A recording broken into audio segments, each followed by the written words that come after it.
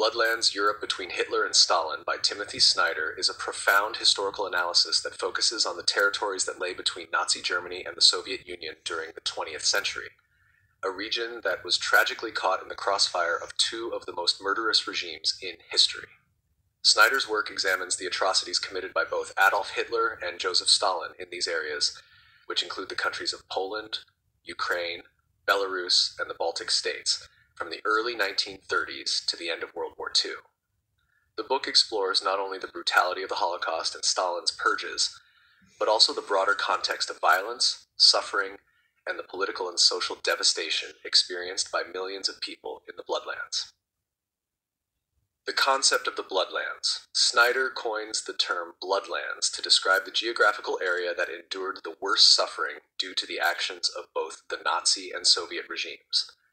This region, spanning from the Baltic Sea in the north to the Black Sea in the south, and from Germany to Russia, is where the Holocaust, the Holodomor, mass executions, and other forms of violent state terror occurred on an unprecedented scale.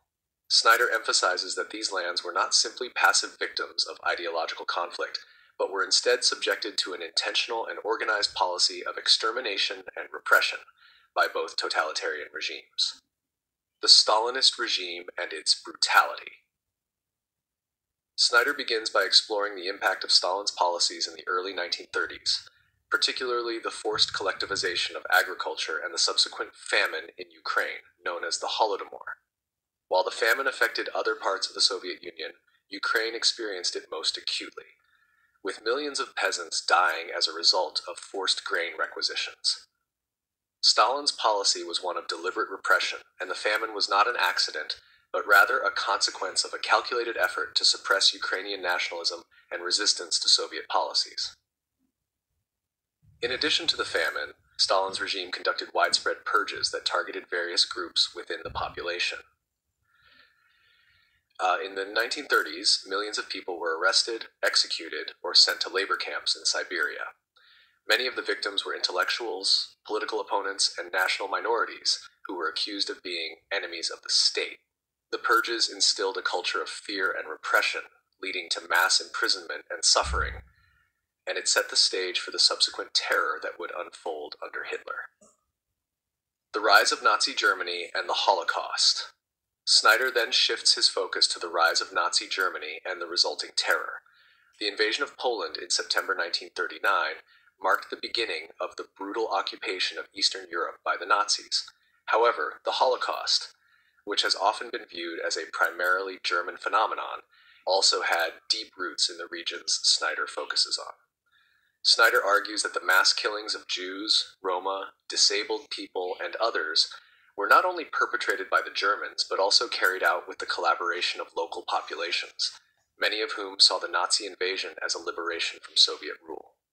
The Nazis employed various methods to execute their genocidal policies, including mass shootings, the establishment of ghettos, and the use of extermination camps such as Auschwitz and Treblinka. The book delves into the coordinated nature of the Holocaust and provides chilling accounts of the methods used by the Nazis to dehumanize, isolate, and ultimately annihilate entire populations. Snyder's analysis of the Holocaust is crucial because it situates it not just within the context of Nazi Germany, but also within the broader framework of European history. He emphasizes that the Holocaust was not just a German project, but involved collaboration with local forces in the countries under Nazi occupation. This interconnection between Nazi Germany and local collaborators complicates the narrative of the Holocaust, highlighting the complexities of political alliances and the role of local populations in perpetrating or facilitating genocide. The German-Soviet partnership and the fate of Eastern Europe. The book also explores the German-Soviet partnership that existed in the early years of World War II. In 1939, Hitler and Stalin signed the Molotov-Ribbentrop Pact, which effectively divided Eastern Europe into spheres of influence. While this agreement was ostensibly a non-aggression pact, it had dire consequences for the countries in the region, particularly Poland, which was invaded simultaneously by Nazi Germany from the west and by the Soviet Union from the east. This division of Poland resulted in the murder of tens of thousands of Polish intellectuals, military officers and civilians by both Nazi and Soviet forces. The Soviet Union occupied the eastern part of Poland and began implementing its own oppressive policies, including mass arrests, deportations, and executions. In 1940, Soviet forces executed over 22,000 Polish officers and intellectuals in what became known as the Katyn Massacre. Meanwhile, Nazi forces carried out their own atrocities, including the mass killing of Polish civilians, the destruction of entire towns, and the establishment of death camps. Snyder illustrates how both totalitarian regimes exploited the divided Eastern Europe for their own political and ideological goals. The shared suffering of the people in this region illustrates the extent to which the policies of both Hitler and Stalin resulted in the annihilation of entire communities. The people of Poland, Ukraine, and Belarus were not only victims of occupation, but were caught between two monstrous ideologies that sought to reshape the world order through violence. The aftermath of war and the legacy of the Bloodlands. Snyder concludes by examining the aftermath of World War II and the legacy of the Bloodlands. After the war, the countries that had been the epicenter of Nazi and Soviet violence fell under Soviet control, and the suffering of the population continued under Stalin's successors.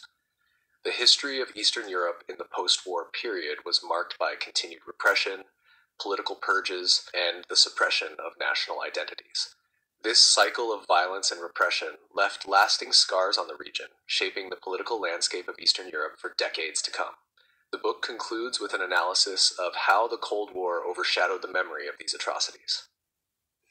During the Cold War, the narrative of Nazi Germany's crimes often took precedence, while the atrocities committed by the Soviet Union were downplayed or ignored. Snyder argues that understanding the full scope of the violence in the Bloodlands is crucial to understanding the history of 20th century Europe and the lasting impact of these events on the lives of millions.